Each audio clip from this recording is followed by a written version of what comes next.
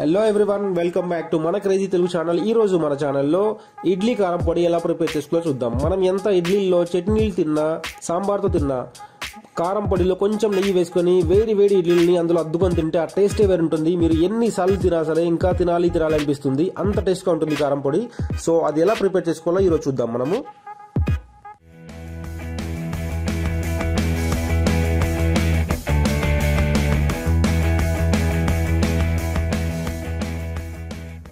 ముందుగా మనం కడాయిలో నూనె వేసుకొని ఆ నూనెను వేడైన తర్వాత 8 నుంచి 10 రెడ్ చిల్లీస్ వేసుకోవాలి. ఆ రెడ్ చిల్లీస్ నల్లగా మాగకుండా మనం సిమ్లోనే ఉంచుకోవాలి. ఈ ప్రాసెస్ మొత్తం మనం సిమ్లో చేస్తామన్నమాట.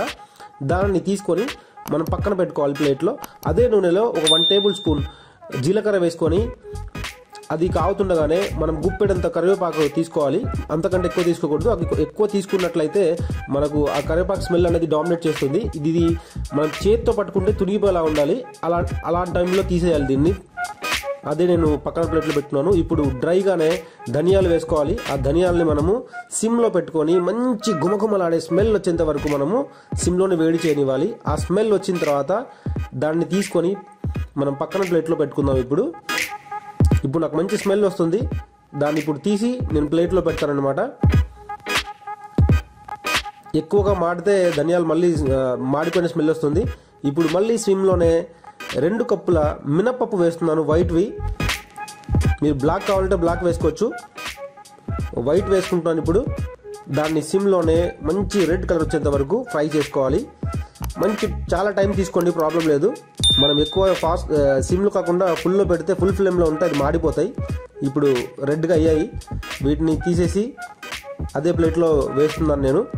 దాని తర్వాత అదే కడాయిలో 2 కప్పుల మినపప్పు వేస్తున్నాను. ఇప్పుడు ఈ మినపప్పుల్ని కూడా సిమ్లోనే పెట్టి వేడి చేయాలి.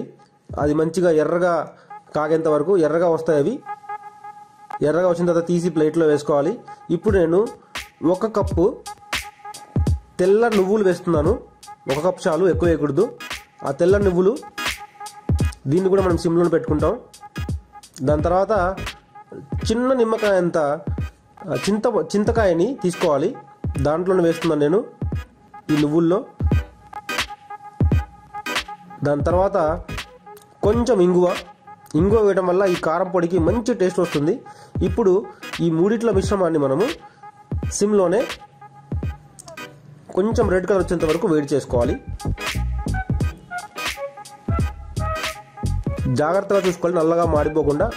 ఇదంతా టేస్ట్ మొత్తం మనం వేడి చేసేటువంటి ఈ పొడులు ఏవైతే ఉన్నాయో ఈ ధాన్యాలు మొత్తము వాటి మీదే ఆధారపడి ఉంటుంది. నల్లగా మాడకూడదు, అప్పుడే టేస్ట్గా వస్తుంది. ఇప్పుడు చల్లారిన తర్వాత నేను ఒక జార్లో తీసుకుంటున్నాను.